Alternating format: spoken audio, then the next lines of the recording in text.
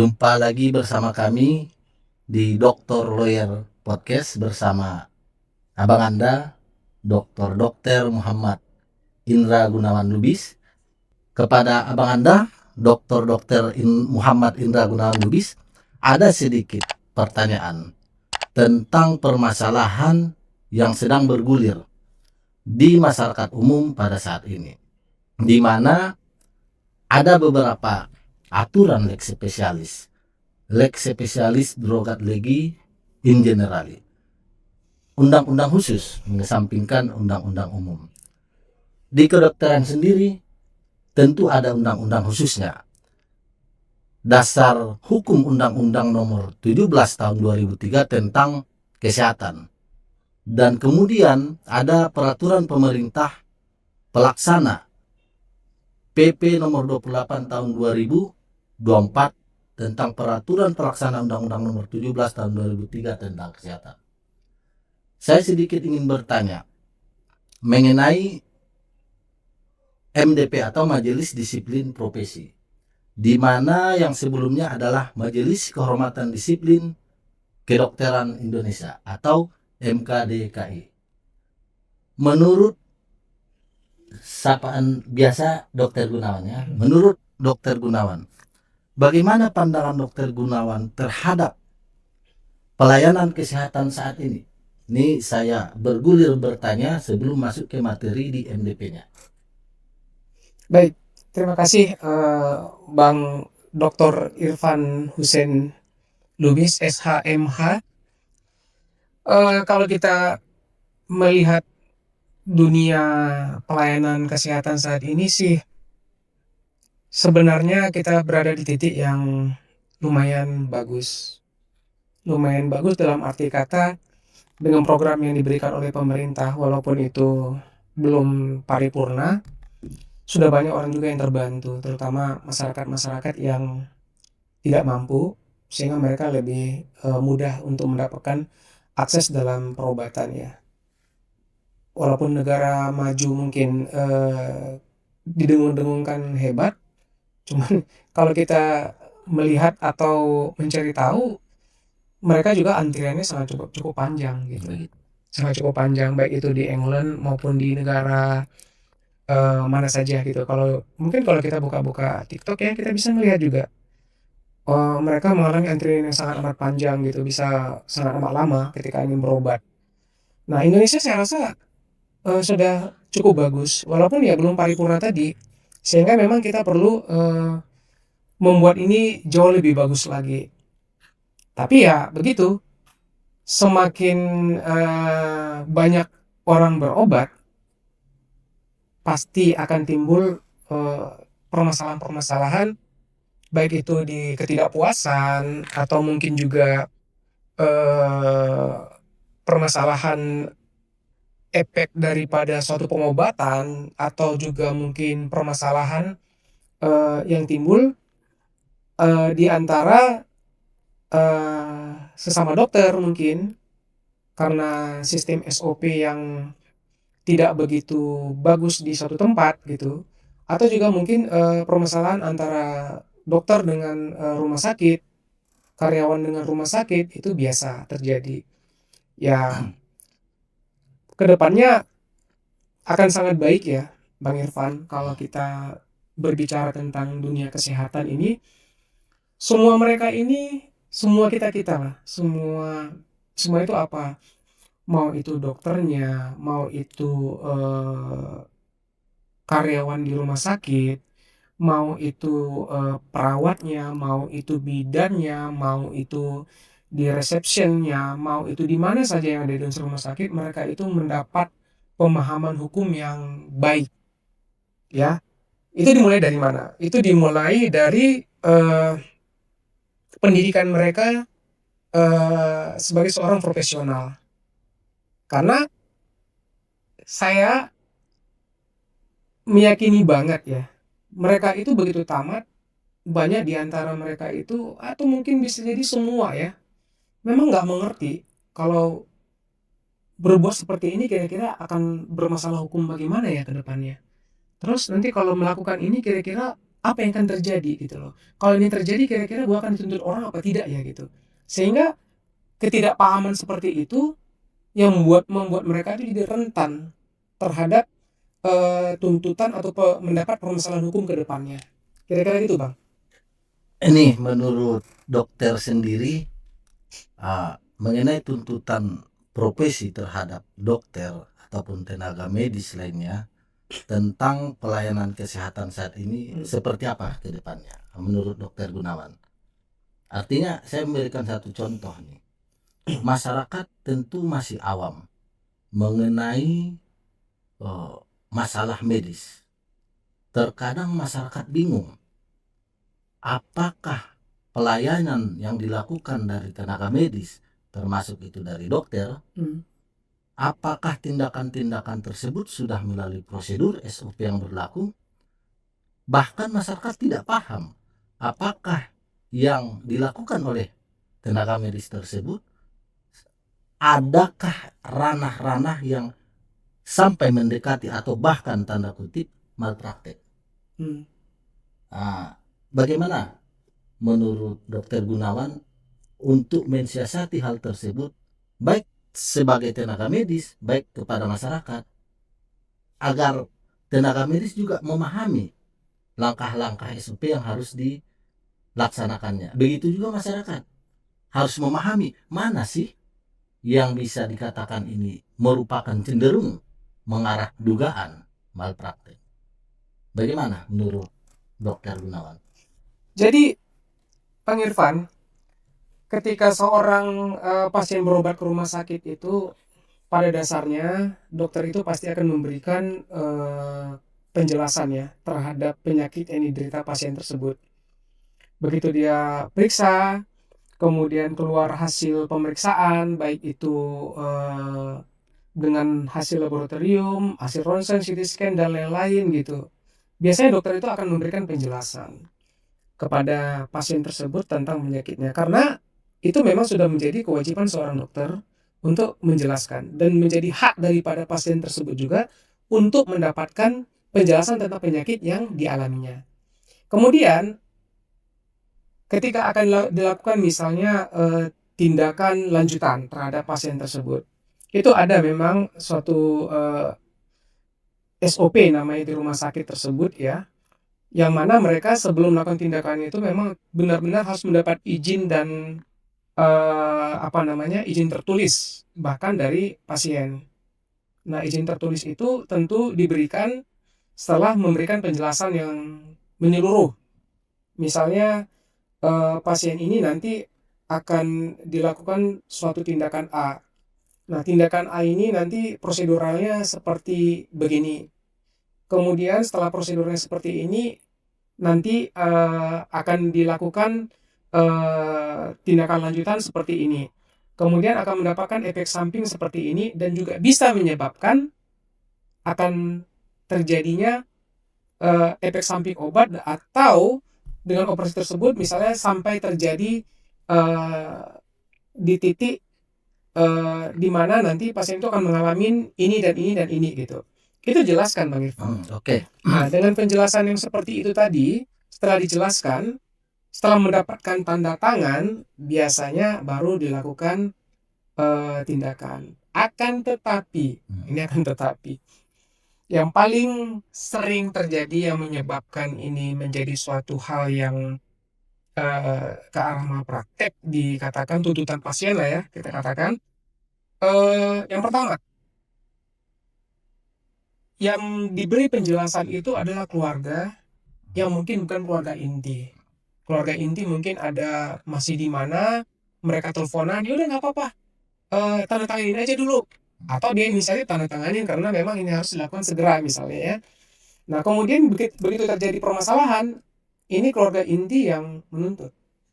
Karena mereka merasa tidak dijelaskan dan merasa tidak tanda tangan. Nah, hal-hal seperti ini juga harus diberikan pemberitahuan kepada masyarakat umum ya, bahwasanya jangan ini menjadi beban kepada tenaga medis saja. Nah, ini pemerintah juga harus memberikan edukasi yang baik juga terhadap hal-hal seperti ini kepada masyarakat gitu. Karena terkadang saking sibuknya atau saking urgennya ini tindakan diberikan kepada pasien, akibatnya eh, tidak bisa lagi ditunggu nih keluarga inti gitu. Karena kalau ditunggu mungkin akan terjadi malah lebih bahaya, Bang Irfan. Dianggap terjadi kelalaian medis, lalai membiarkan pasien gitu. Makanya tuntutannya biasanya lebih berat sih gitu. Jadi memang dibuat si malakama kepada tenaga medis. Nah, akibatnya eh, tenaga medis ini suka galau juga sih, Bang Irfan. Kalau dalam melakukan tindakan, apalagi zaman sekarang ini terlalu banyak tuntutan ya. Yang kalau kita lihat salah dikit tuntut. Nanti ada misalnya cacatnya bukan karena kesalahan daripada dokternya, tapi cacatnya itu adalah karena perjalanan daripada penyakitnya, atau cacatnya itu karena kecelakaannya.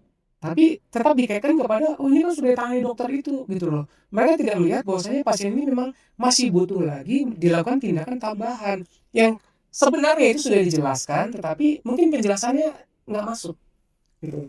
Gitu, Bang Irfan. Begini, Dokter Gun.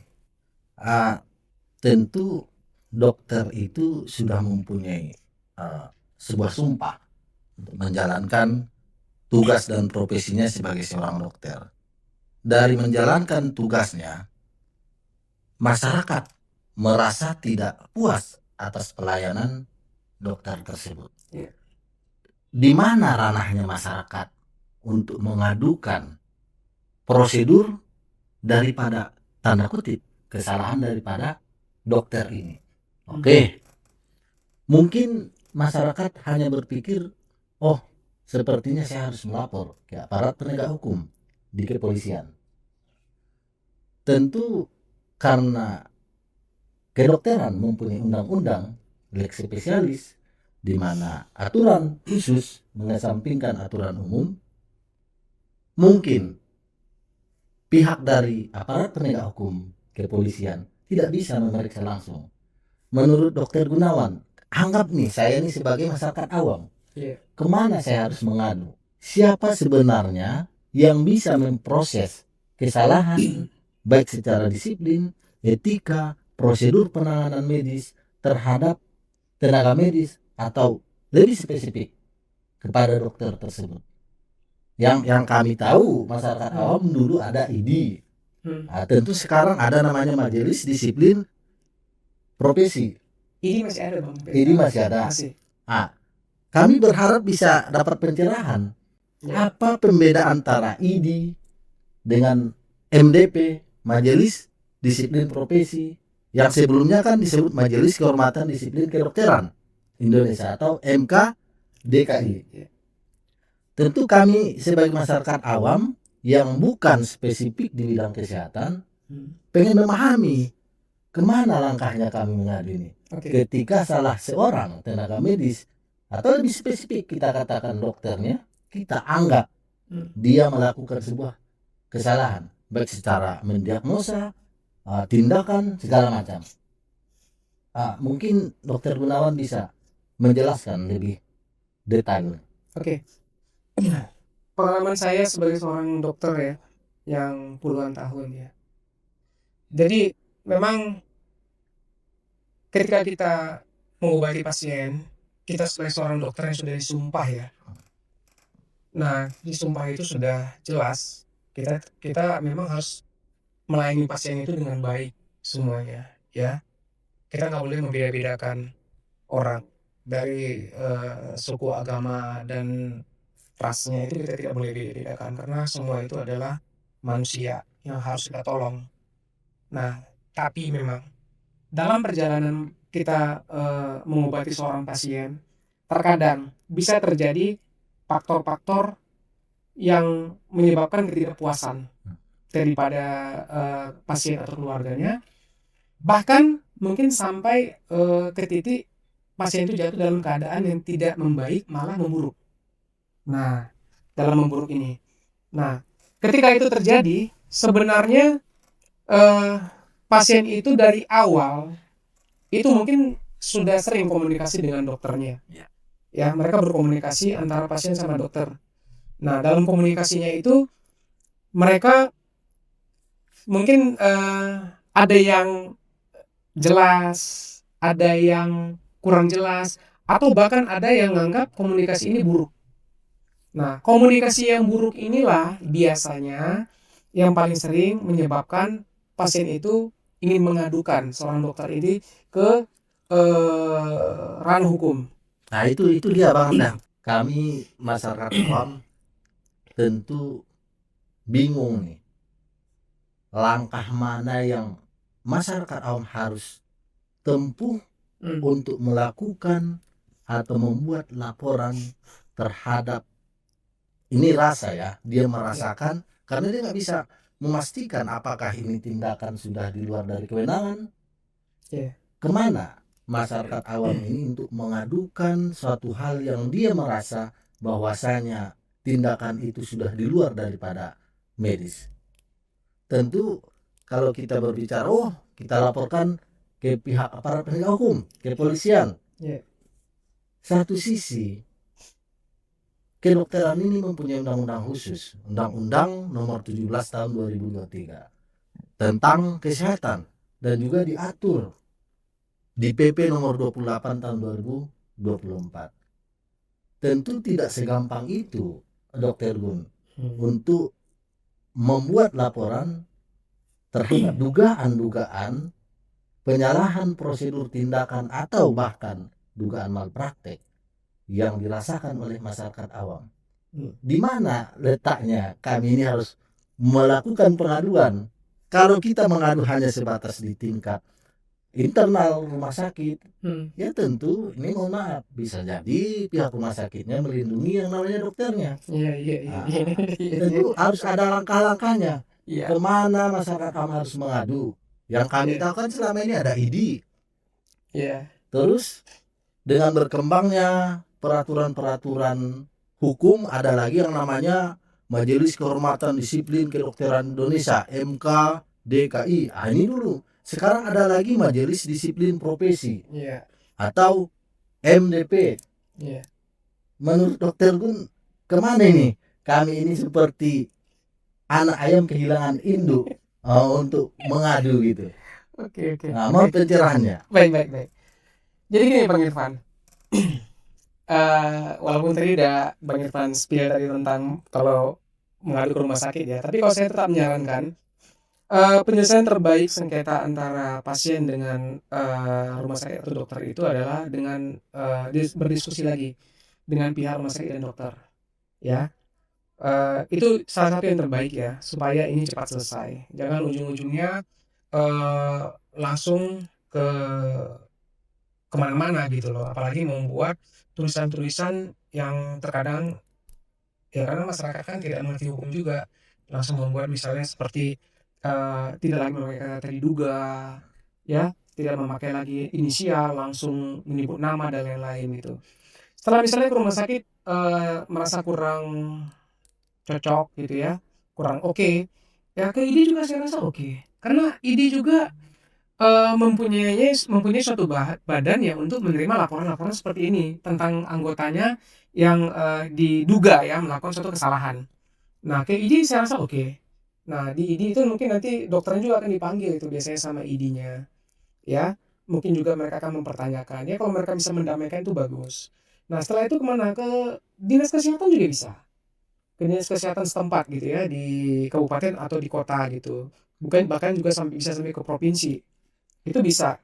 Nah, sekarang masyarakat ini banyak juga yang ke wali kota lah langsung, atau mereka langsung ke anggota dewan seperti itu. Itu sebenarnya kurang tepat juga gitu. Nah, di ujung ini ya, yang ujung tempat pengaduannya adalah MDP. Majelis itu perlu kami pencerahan apa MDP itu. Jadi MDP itu mempunyai tugas dan fungsi ya. Yang pertama, penegakan disiplin. Jadi MDP itu bertanggung jawab untuk menegakkan disiplin profesi tenaga medis dan tenaga kesehatan berdasarkan ketentuan yang ditetapkan oleh Kementerian Kesehatan. Nah, ini termasuk melakukan pemeriksaan ya. Dan persidangan terhadap pelanggaran disiplin. Yang kedua, menerima laporan. Nah, jadi MDP ini menerima laporan atau pengaduan terkait dugaan pelanggaran disiplin oleh tenaga medis dan tenaga kesehatan. Ini saya baca ya Bang Irfan ya, Ya, biar nggak ya. ada yang salah nih. Setelah itu MDP melakukan investigasi awal dan pemeriksaan substansi. Baru yang ketiga sidang disiplin. MDP menyelenggarakan sidang disiplin untuk memeriksa dan memutuskan kasus-kasus yang dilaporkan. Mereka memiliki kewenangan untuk menjatuhkan sanksi administratif yang dapat berupa teguran, pembekuan izin, hingga pencabutan izin praktek. Yang keempat, rekomendasi. MDP juga memberikan rekomendasi terkait tenaga medis atau tenaga kesehatan yang juga melakukan pelanggaran hukum dalam pelayanan kesehatan. Nah, itulah saluran-salurannya, Bang. Hmm. Nah, Ini jadi cukup. MDP ini, Bang, itu sampai nanti dia memberikan rekomendasi kepada polisi. Apakah ini layak dilanjutkan pemeriksaan ini oleh polisi atau tidak?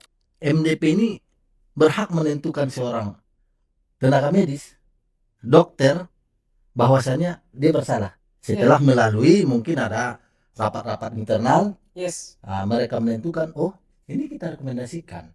Ya. Nah, siapa aja di dalam NDP itu sehingga dia berhak mengatakan dokter itu bisa atau tanda kutip tentu praduga tak bersalah, Ya. presumption of innocence. Oke. Kita tidak boleh mengatakan seorang bersalah sebelum ada putusan pengadilan. Artinya ketika dia merekomendasikan tenaga medis, dokter, kita anggap dokter, ke pihak aparat penegak hukum di kepolisian untuk ditindaklanjuti lebih lanjut tentang masalah hukumnya, saya berpikir begini, apakah anggota-anggota di MDP itu yang pertama orang yang cakap terhadap hukum, Yes. yang kedua tentu saya berpikir dia seorang dokter, yang memahami permasalahan medis.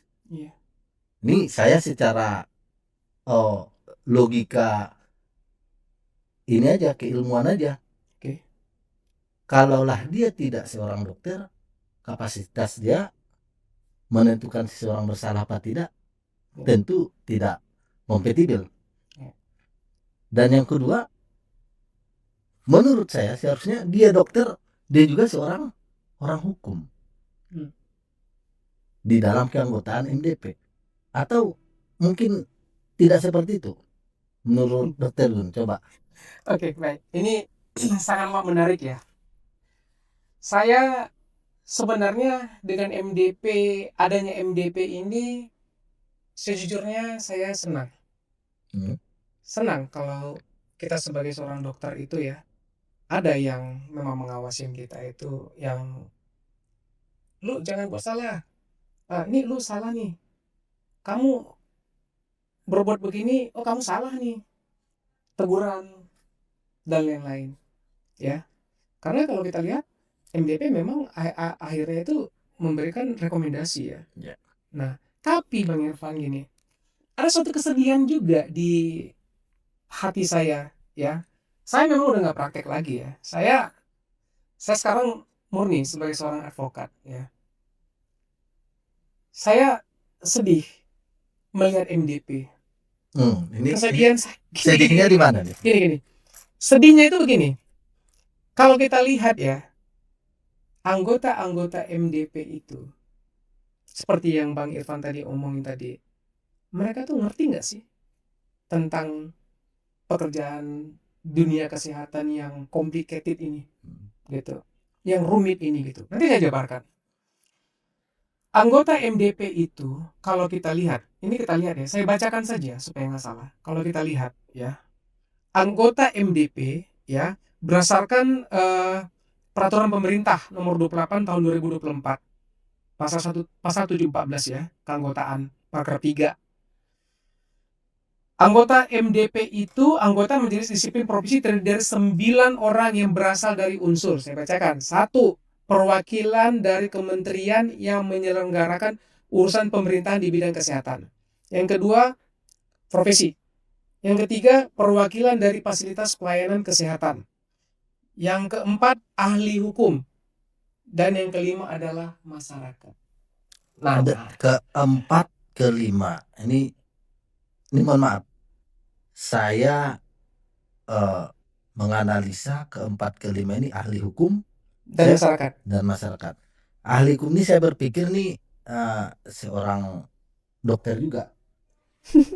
Makanya Bang, gini Bang, kenapa saya bisa sedih gitu? Karena saya seorang dokter yang sudah berpengalaman berpraktik ya 20 tahun loh, itu bukan waktu yang singkat Bang. 20 tahun itu praktik itu cukup lama ya gitu. Nah, kemudian juga yang saya juga udah mendirikan rumah sakit ya. Saya pernah punya rumah sakit ya. Rumah sakit itu saya karyawan sampai 400-an itu kan termasuk besar. Ya, dokter saya juga banyak gitu.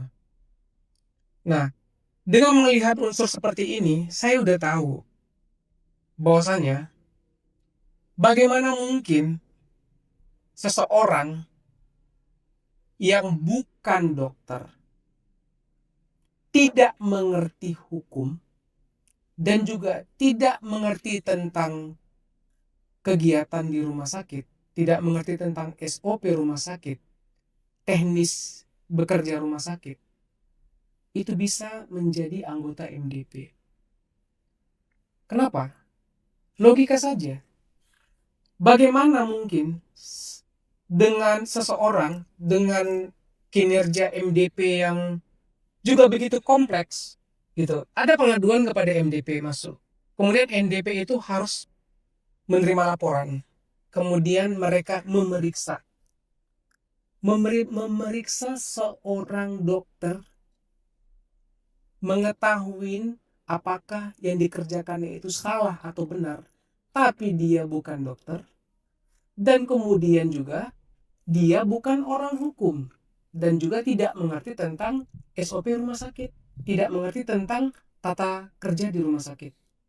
Ya, bagaimana mungkin bisa memberikan suatu keputusan, bahkan merekomendasikan seorang itu agar SIP-nya dicabut, atau merekomendasikan seorang itu agar STR-nya itu dicabut, kemudian juga bahkan merekomendasikan kepada polisi supaya orang ini dilanjutkan proses secara hukum pidana. Bisa nggak kita berimajinasi sedikit, Bang Irfan? Ini saya ajak Bang Irfan berimajinasi sedikit. Nggak, saya potong sedikit dulu. Oke, Dokter boleh. artinya menurut Dokter Gun, keanggotaan di MDP itu yang telah tadi dijabarkan di pasal 714 itu harus dokter Ya. dan juga orang hukum. Mengerti Begitu hukum. kira-kira. Ya. Mengerti Dia hukum. harus Artinya kepala bukan pendidikan. mengerti, orang hukum. Ya. Artinya sarjana hukum nih. Ya, sarjana hukum. Sehingga dia mempunyai hak secara profesi, dia dokter, profesinya juga mungkin sebagai advokat, atau mungkin dia sebagai praktisi atau dosen hukum, baru bisa memproses atau merekomendasikan ini dilanjutkan ke ranah hukum gitu. Kita nggak usah utak-atik dulu deh ahli hukum, nggak usah utak-atik dulu profesional, nggak usah utak-atik dulu yang lain lah. Bagaimana seorang masyarakat yang tidak ada persyaratan itu masuk ke dalam, dan dia juga menjadi salah satu anggota yang memberikan rekomendasi ke depannya terhadap seorang dokter yang diduga bermasalah? Mungkin begini, kalau menurut hemat saya, saya ini kan background, ya bukan background, sampai sekarang profesi tetap jurnalis. Sampai saat ini saya masih punya media. Kami dinaungi oleh Undang-Undang Pers nomor 40 tahun 1999.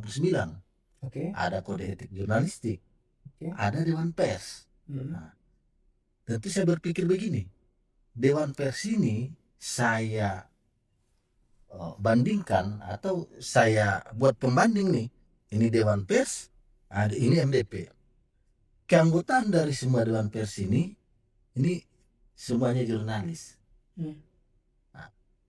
Tentu yang memilih dia juga tentu semuanya kesepakatan dari jurnalis atau media-media yang sudah mempunyai badan hukum. Yang menarik itu, apakah di MDP ini mungkin seperti itu? Apakah memang semuanya harus dokter keanggotaannya, tapi spesifik saya merasa ada yang mewakili dari unsur medisnya, tapi ada juga di situ masyarakat, ada juga orang hukum. Oke, saya sepakat ada dari bidang medisnya, mungkin dia dokter, tapi secara hukum dia tidak memahami. Mungkin ada juga orang hukumnya, mungkin yang udah 10 tahun berpraktek, tapi secara medis dia tidak memahami secara spesifik gitu loh. Nah, Permasalahan di medis, begitu juga dokternya tidak memahami secara spesifik permasalahan di hukum. yes. Artinya yang menurut hemat saya, ini mohon dikoreksi, seharusnya keanggotaannya itu dia seorang dokter dan dia juga seorang orang hukum Dan mengerti. artinya sesuai dengan ya apakah itu aturan PP atau SOP segala macam lah. Nah, Gini bang. Saya aja berimajinasi sedikit. Dari 5 unsur tadi, ya, perwakilan pemerintah, ya, yang menjalankan dari Kemenkes tadi. Kemudian dari profesional, dokter-dokter lah kita anggap. Kemudian dari ahli hukum. Kemudian anggota dari fasilitas layanan kesehatan. Dan kemudian unsur masyarakat. Nah, ini aja udah nggak tepat, gitu. Saya juga tidak setuju, misalnya kalau semua ini diisi sama dokter misalnya, maupun itu spesialis maupun dia dari pemerintah sekalipun, saya tidak setuju. Kenapa? Kalau mereka tidak mengerti tentang hukum dan juga tidak mengerti tentang tata cara pelayanan di rumah sakit. Kenapa? Karena mereka akan memeriksa seorang dokter. Ingat ya, memeriksa. Tugas MDP salah satunya adalah memeriksa dokter yang diadukan. Itu ingat. Bagaimana mungkin mereka bisa memeriksa seseorang kalau mereka tidak cakap di bidang itu? artinya dia tidak seorang dokter gitu ya. Kecakapannya itu bukannya seorang dokter. Seorang dokter pun belum tentu cakap untuk memeriksa seorang dokter. Kalau dia tidak memahami di bidang hukumnya. Ya, kalau dia tidak memahami bidang hukumnya dan juga tidak paham tentang tata cara pelayanan di rumah sakit, kayak SOP gitu. Nah, akreditasi dan lain-lain gitu. Nah, karena ujung daripada rekomendasi mereka ini adalah produk hukum. Tentu. Iya, produk hukum. Walaupun pencabutan SIP itu adalah produk hukum. Ya tentu, karena dia berdasarkan undang-undang sampai ke PP. Iya, pembentukannya saja mereka sudah produk hukum.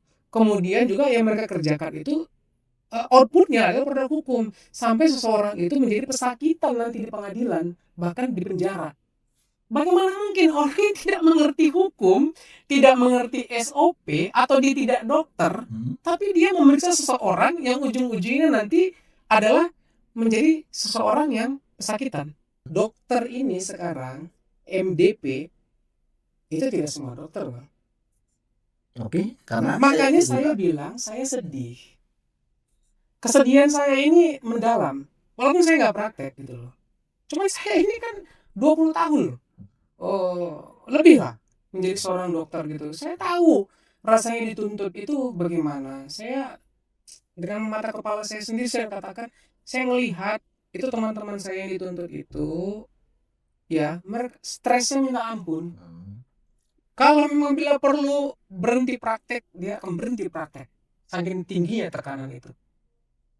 Bayangkan jika produk daripada rekomendasi MDP ini menyatakan seorang itu layak untuk dilanjutkan ke proses hukum. Ya, coba bayangkan. Padahal mereka sendiri itu nggak ngerti. Contoh nih, saya contoh. Ini mohon maaf. Dokter Gun mengatakan mereka itu tidak mengerti. Ini agak berani nih. Ya berani. Bagaimana mungkin dia ngerti? Dia seorang sarjana hukum. Walaupun dia 10 tahun, apa pengetahuan tentang kedokteran? Tentang medis. Ya. Bang Irfan lah, berapa tahun sudah jadi advokat? Ya. Pengetahuan Bang Irfan tentang perjalanan medis ada? Ya, jawab jujur aja. Ya, ini tidak dusta di antara kita. tentu kalau kita kesananya kan itu spesifik terhadap keilmuan. Tentu saya nol dalam hal medis. Nah, bayangkan Bang, kalau Abang datang menyidang memeriksa seseorang dokter yang diduga Secara melakukan suatu, internal di MDP ya. bahkan kan bukan internal Bang, Abang juga menyidang dia langsung, itu bisa. Kan bertiga kan sekali datang. Iya. Coba bayangkan begitu banyak kasus seluruh Indonesia, berapa orang ya dokter yang ada di situ. Nah, kemudian apa semua dokter itu harus membagi badannya semuanya? Kan nggak mungkin. Dan belum tentu dokter itu juga mengerti tentang hukum. Dan juga belum tentu dia pernah praktek Bang. Dia Bang gini. Saya tahu ya. Ini saya tahu jelas nih. Ini penjelasan saya ini saya rasa tidak bisa denial ya. Bagaimana mungkin kita mengetahui seorang itu bersalah tentang pekerjaannya kalau kita tidak mengerti tentang pekerjaan itu dan kita tidak tahu proses-proses pengerjaan itu? Nggak mungkin. Cuma begini, kan siswi tadi yang telah dibacakan sama Dokter Gun, kalaupun dia seorang dokter harus 10 tahun Iya. praktek. Kalaupun dia sebagai anggota di situ, dia sebagai seorang advokat harus 10 tahun. 10 tahun. Nah, Ya. artinya orang hukum 10 tahun. 10 tahun di berpengalaman di bidangnya. Bidang Praktek di bidangnya. Ya. Ya. Mungkin Ya. di negara kita ini bisa hitungan jari yang dia dokter udah berpraktek 10 tahun dan dia juga seorang orang hukum yang juga mungkin udah berpraktek 10 tahun.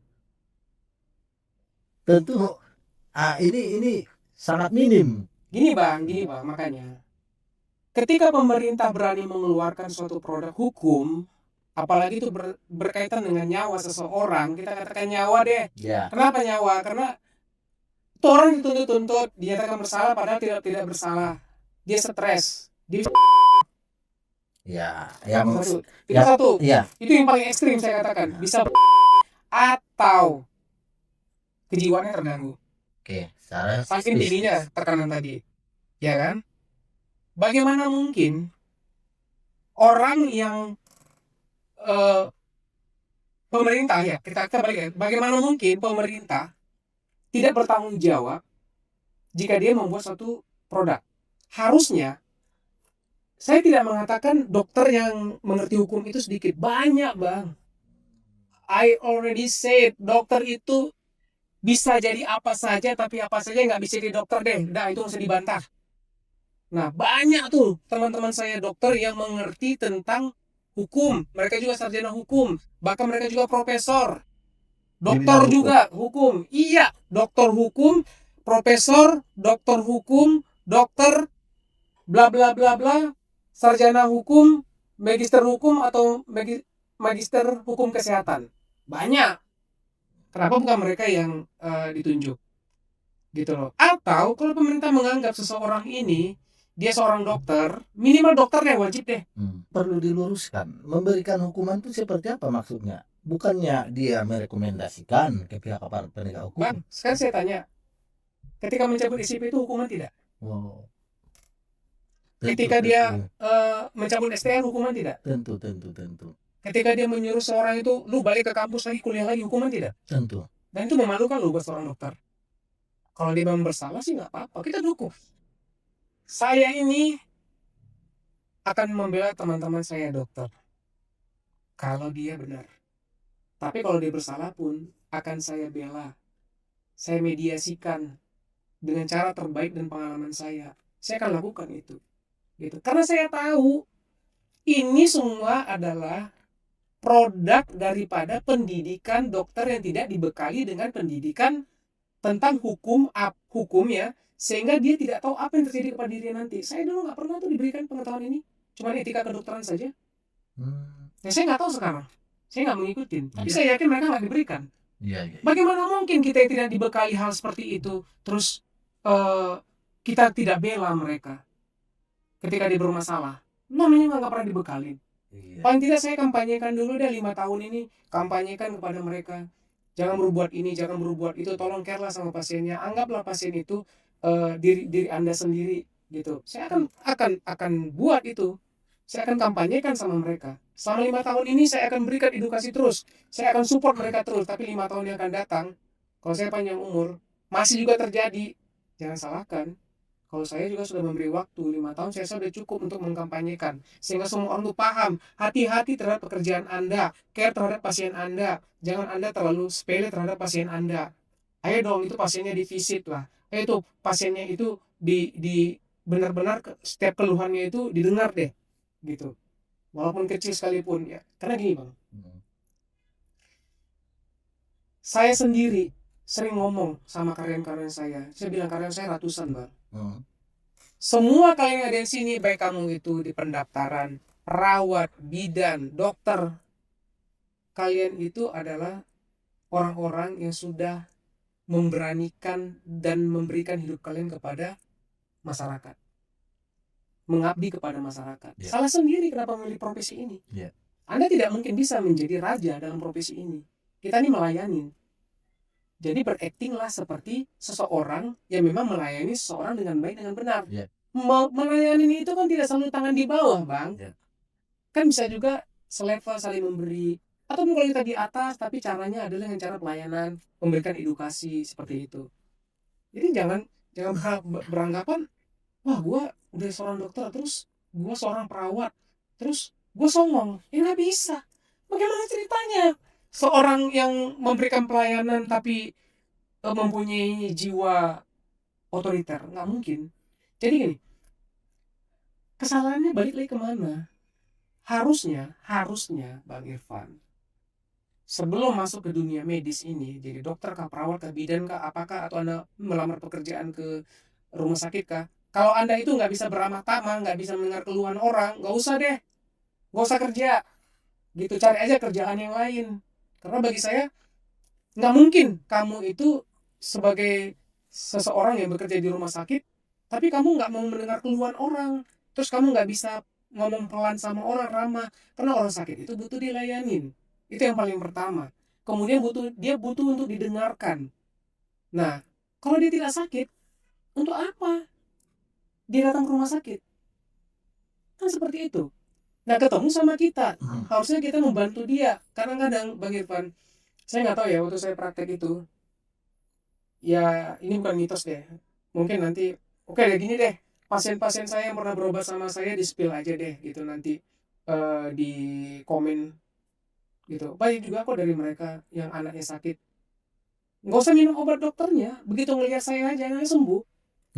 Luar biasa ini. Ya memang begitu, pengakuan dari emaknya. Di luar dokter saya setuju, tapi yang saya setuju itu 2 yang saya setuju. Satu lagi apa? Ahli farmasi. Silahkan ahli farmasi, tapi dia mengerti hukum.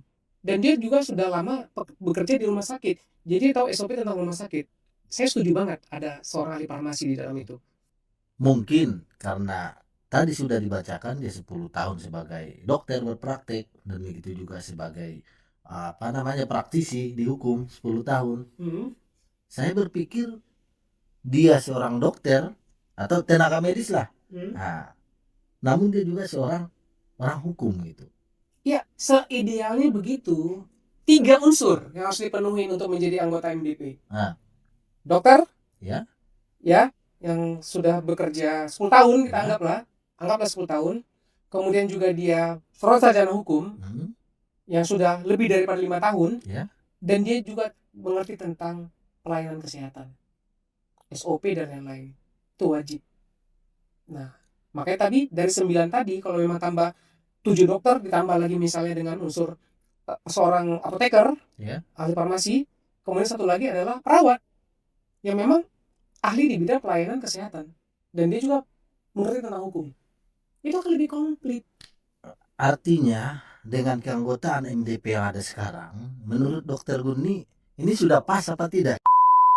Saya katakan itu cocoknya dari kelima unsur tadi adalah sebagai, mohon maaf ya, saya sebagai seorang dokter nih, saya tahu rasanya gimana. Saya juga seorang sarjana hukum, saya ngerti rasanya gimana. Saya juga seorang dokter yang udah lama praktek, dan saya juga punya rumah sakit, saya tahu gimana menjalankannya. Yang 5 tadi, unsur tadi yang paling tepat adalah sebagai pengawas MDP, cocok. Pengawas MDP. Yes. Termasuk unsur daripada masyarakat, tokoh masyarakat. Iya, mereka mengawasi MDP ini kerjanya benar nggak, gitu. Bagaimana seorang tokoh masyarakat yang bukan dokter yang bukan juga seorang ahli hukum, yang juga tidak mengerti tentang tata laksana kerja rumah sakit, Ya. menjadi seorang anggota MDP. Apa yang dia mau kerjakan? Apa yang dia mau putuskan? Bagaimana seorang ahli hukum ketika memeriksa seseorang, yang seorang dokter yang diduga melakukan suatu kesalahan, terus dia memutuskan orang ini bersalah? Dari mana dia tahu? Dari cerita temannya yang dokter yang tadi. Iya, iya. Ngapain dia dari situ kalau cuma mendengar cerita dokternya? Mungkin begini, Tapi Dok. bang, tapi kalau dia melakukan pekerjaannya ini, dia mengerti, dia pernah ada di situ, Ya. nah harusnya ditambah dong. Seorang sarjana hukum yang pernah bekerja di rumah sakit sekian tahun dan mengerti tentang tata laksana rumah sakit dan mengerti tentang SOP rumah sakit dan mengerti tentang pekerjaan seorang dokter. Menurut Dokter Gun sendiri, apa rekomendasinya, apa masukannya terhadap MDP ini atau terhadap pemerintah deh? Ya, artinya yang saya tangkap Dokter Gun ada rasa kecewa, yang saya artikan bahwasanya keanggotaan MDP ini tidak tepat. Tentu berikan solusi. Bagaimana yang dimaksud dengan tepat di dalam keanggotaannya? Berikan solusi kepada pemerintah, Jadi pada gini, instansi terkait gitu. ini kan produk daripada undang-undang, Ya, produk daripada peraturan pemerintah, ya, sampai ke peraturan menterinya. ya. Tentu ya kita akan uji aja nih. Artinya di Ini kita uji judicial review, Ya. di Mahkamah Agung, Iya, kita uji material. uji Kita uji materi. material tepat enggak keanggotaan seperti ini untuk melakukan kegiatan yang seperti mereka lakukan. Dengan konsekuensi hukum terhadap orang yang direkomendasikan itu bisa sampai di penjara. Dan bahkan bisa sampai ganti rugi dari hasil rekomendasi. Apa Yakin, tidak? yakin ingin uji materi Yakin banget. Saya pasti akan uji. Saya akan uji. ke Mahkamah Agung. Ya. Luar biasa, luar biasa. Itu yang pertama. Yang kedua, saya minta tolonglah kepada Pak Menteri. Bapak kan orang baik. Ya. Pak Menteri, Anda pasti orang baik. Enggak. Dan juga Pak Menteri pasti punya keluarga juga yang dokter. Ya. Yang hidup ini kan dinamis. Ya. Berputar terus. Kalau misalnya keadaan ini dibiarkan terus-menerus, pasti akan menghasilkan output yang tidak baik. Ya. Minta tolonglah, ini keanggotaannya ini dirubah aja lagi. Bagaimanapun, ya para pembuat peraturan ini berpikir lagi lah. Kalau memang bisa seperti ini, ya MDP ini, kalau memang bisa seperti ini, nah bagaimana kalau kita buat juga wartawan juga seperti ini? Kira-kira Bang Ivan? Di wartawan kebetulan tidak seperti itu. Ya kita buat juga seperti itu sama. Apa bedanya? Kita sama-sama spesialis kok. Bagaimana kalau kita buat yang semua yang spesialis seperti ini? Oke, yang pertama polisi. Polisi ketika melakukan diduga melakukan tindakan kesalahan disiplin, ya diduga, yang memeriksanya di bawah 9 unsur ini tadi. Ya tentu tidak tepat dong. Ya, lah, sama-sama spesialis. Nah, kemudian di TNI juga buat seperti itu, jaksa juga dibuat seperti itu, hakim juga dibuat seperti itu, wartawan juga dibuat seperti itu. Kenapa dokter sendiri yang berbeda? Oh begitu ya. Ya, why? Ini terbuka, kalau seperti ini terbuka. Iya, kenapa? Ada apa dengan dokter-dokter? Kenapa dokter-dokter itu diperlakukan seperti ini, sementara yang lain tidak? Kalau mau adil semuanya buat seperti itu. Ini baru agak tercerahkan, baru ketika ada pembanding antara polisi, TNI, wartawan, iya, baru tercerahkan.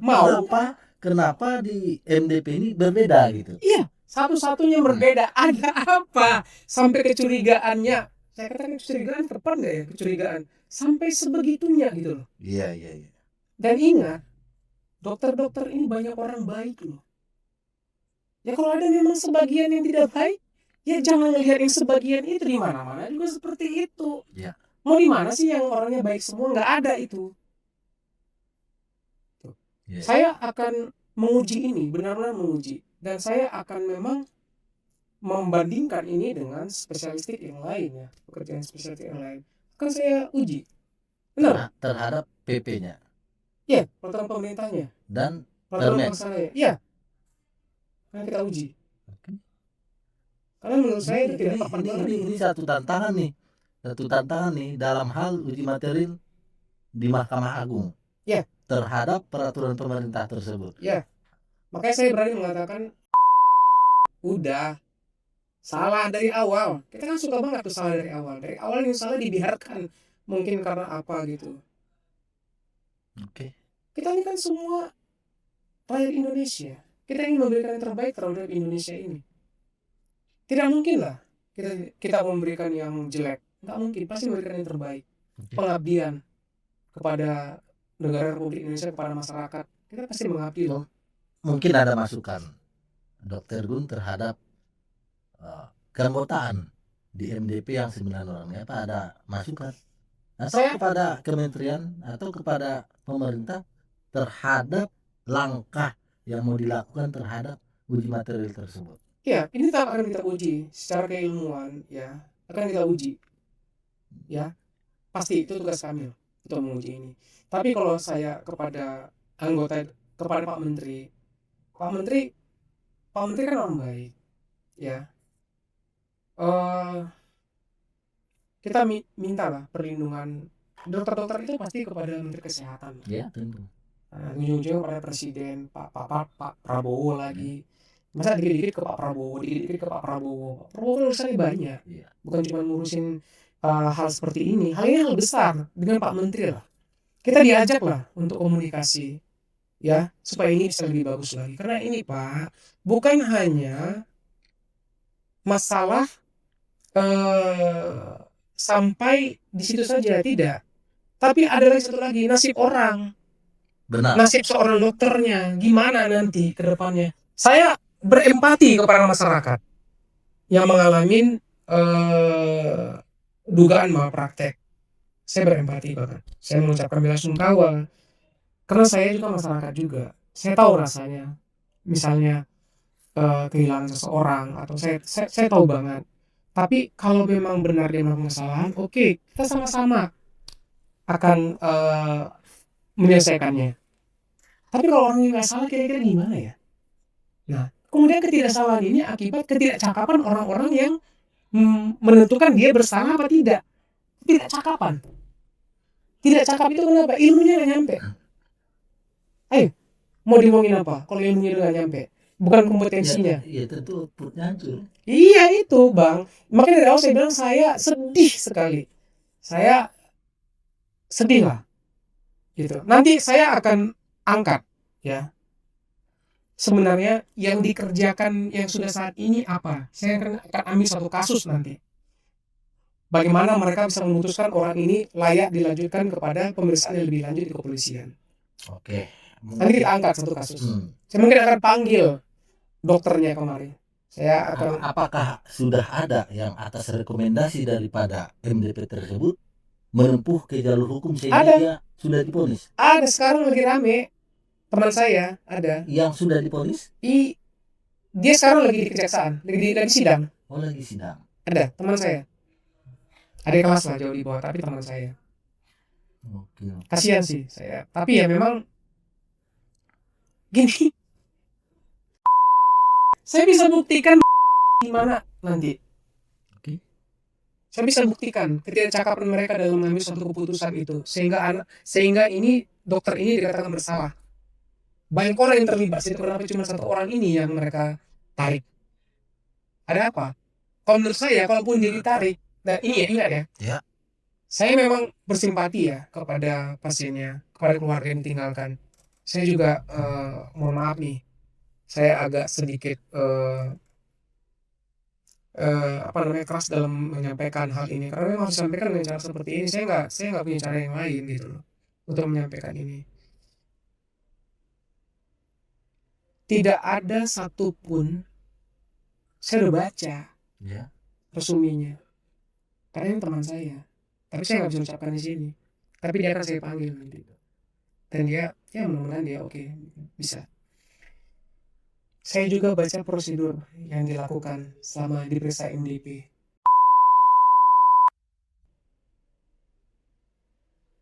Yakin ya? Yakin, saya yakin. Saya kan orang hukum. Oke. Saya tahu. Tapi yang bersinggungan dengan pasien ini dokternya bukan cuma satu. Nah, Artinya dokter tersebut sudah dinyatakan bersalah oleh MDP. Ini pidana maksudnya ya? Iya, boleh direkomendasikan mereka untuk ditindaklanjutin ke pidana. Oke, Nah, oke, oke. tetapi ada sebenarnya gini, cara mereka merekomendasikan ini yang menurut saya itu memang harus Prosedurnya ya? iya, Oke. prosedur yang mereka lakukan membuat output yang salah. Saya baru terbuka akal pikiran saya secara luas di saat Dokter Gun memberikan pembanding. Bagaimana ketika polisi ada bermasalah? Siapa yang memprosesnya? Siapa aja keanggotaan di dalam propam tersebut? Tentu polisi juga. Nah, bagaimana juga dengan TNI? Ada POM AD, AL, AU, ya tentu TNI juga. Pers, Dewan Pers itu semua wartawan, jurnalis. Namun ini sedikit memang membuat saya terbuka pemikiran, agak bertanya-tanya juga, Dokter Gun. Ada apa nih ya? Kenapa berbeda begitu kan? Ya itu dia. Itu dia Bang. Jadi tadi kan sudah Abang jelaskan, hukum itu harus mempunyai kepastian. Ya, benar. Harus mempunyai kebermanfaatan. Ya. Dan harus adil, berkeadilan kan. Nah, sekarang keberadaan mereka itu dengan kualifikasi yang seperti itu, apakah akan memberikan keadilan? Apakah akan memberikan kebermanfaatan? Ya kan? Apakah akan memberikan kepastian? Padahal mereka nggak mengerti apa yang dikerjakan orang itu. Kalau pengawas, oke. Saya setuju unsur yang 5 tadi menjadi pengawas. Ini harus diawasin MDP. Harus ada pengawas yang nggak bisa tidak. Jadi sesuai dengan pasal berapa tadi, 714 kalau nggak salah, cocoknya sebagai pengawas ya, bukan anggota aja. Iya, itu mereka mengawasin. Ini ada unsur ini, oke awasin. Oke, good. Luar biasa. Dan pengawas juga nggak boleh main-main dong. Anggota MDP nggak boleh main-main dong. Benar. Jangan menjadi suatu. Karena mereka juga diawasi. Ya, gitu. Saya setuju. Jadi saya ini ngomong apa adanya saja. Ini saya harus berkata ini kenapa? Banyak calon-calon dokter yang sudah mulai meragukan kira-kira nanti ke depan mau jadi apa nih kami ini. Mau kerja begini tuntut orang. Dokter tuh separuh kakinya sudah di penjara loh. Iya. Biasanya kalau menurut hemat saya, ketika dia menjadi seorang dokter muda atau dokter umum, cita-citanya hanya sebagai seorang dokter spesialis. Tapi ingat ya, mulai sekarang buat kalian-kalian adik-adikku tersayang, adik-adikku tercinta. Apakah itu konsep yang salah? Sekarang salah. Saya bilang itu salah. Oh begitu. Kalian itu bisa menjadi apa saja. Dokter bisa menjadi apa saja nggak bisa menjadi dokter. Jadi kalian yang bukan dokter jangan coba-coba bermain dokter-dokteran deh. Nggak usah gitu. Artinya apa? Kamu dokter. Sekarang kamu dokter. Kamu mau jadi apa? Mau jadi polisi udah banyak. Dokter yang polisi. Mau TNI udah banyak. Kamu mau jadi apa? Mau jadi astronot udah ada, dokter yang jadi astronot. Saya kan udah pernah ngomong, jadi presiden. Sampai presiden pun dokter udah banyak, dokter yang menjadi presiden, jadi perdana menteri. Apalagi gitu loh. Tambah aja ilmu yang lain, ambil pendidikan yang lain secepatnya. Nah, kamu bisa menjadi milioner. Kamu bisa bisnis. Banyak, kamu bisa ikuti jejak saya salah satunya deh. Kamu bisa menjadi ahli hukum. Ikutin jejak abang ini. Jadi pengusaha. Ya pengusaha memang itu suatu keharusan. Kita memang semua orang harus bisa berusaha gitu. Cuman sampai level mana itu masing-masing orang berbeda. Itu udah berbeda karena cara berpikir. Benar. Jadi jangan lagi kamu berpikir mau jadi spesialis itu juga udah kuotanya terbatas juga. Tapi nanti saya kira akan saya bahas masalah pendidikan spesialis nanti dengan senior saya ke depannya. Gitu Bang Irfan. Oke, terima kasih Hmm, eh, Abang Anda, ya, Dr.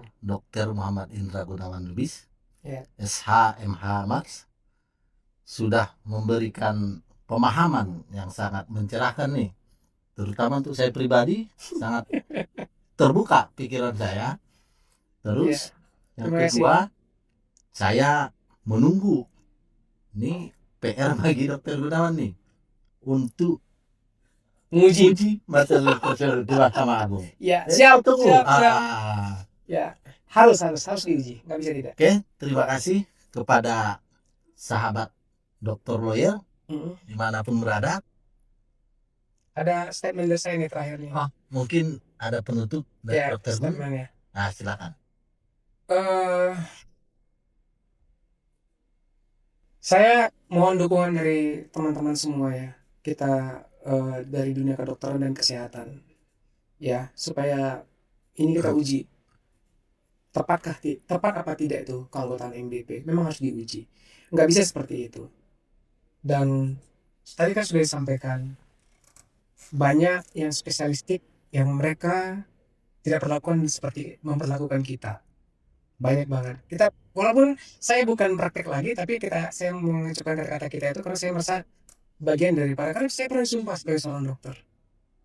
Untuk itulah saya memang harus membantu ini teman-teman saya ini semua.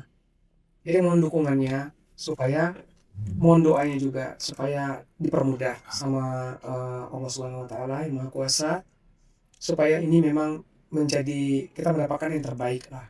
Jangan diperlakukan berbeda seperti ini, kayak anak tiri aja dari yang lain-lain gitu. Padahal kita juga anak kandung di Ibu Pertiwi ini, Benar. gitu. Jadi mohon doanya, dan saya sangat berharap apa yang saya omongin tadi bisa menjadi bahan pemikiran lah buat Bapak Menteri Kesehatan yang saya hormatin dan saya cintain ya. Semoga ini bisa menjadi bahan masukan yang baik buat Bapak dalam memimpin dunia kesehatan ini ke depannya. Juga tetap juga kepada Pak Prabowo sih. Kepada Pak Prabowo, tolong Pak, lebih diperhatikan ini dunia kesehatan. Beri kenyamanan kepada dokter-dokter. Beri lagi segala hal yang memang dibutuhkan oleh anak-anak bangsa supaya bisa melayani di bidang kesehatan ini lebih baik lagi dan sesuai dengan apa harapan Bapak. Tolong kami dilindungi Pak. Terima kasih. Terima kasih pada abang Anda, Dr. Muhammad Indra Gunawan Lubis, SHMH Mars, telah memberikan pencerahan di sore hari yang berbahagia ini. Dan kami sampaikan juga terima kasih kepada sahabat Dr. Lawyer yang selalu setia menunggu informasi-informasi, edukasi positif, inovatif dari Dr. Lawyer Menteng Cut Mutia. Assalamualaikum warahmatullahi wabarakatuh. Waalaikumsalam.